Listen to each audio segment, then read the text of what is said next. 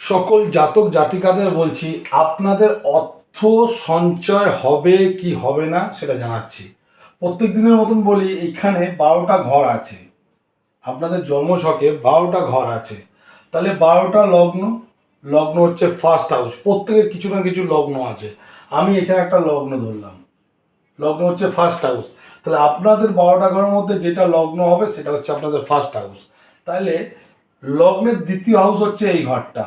দেখুন, এই দ্বিতীয় ভাবের মালিক যে গ্রহটা যদি আপনার লগ্নের 6, 8, 12 যে কোনো একটি ঘরে যদি বসে, 1, 2, 3, 4, 5, 6, 7, 8, 9, 10, 11, 12, তাহলে এই ঘরের মালিক যদি এই ঘরে থাকে বা এই ঘরে থাকে বা এই ঘরে যদি থাকে, তাহলে আপনার কোনো দিনই অর্থ সঞ্চয় হবে না।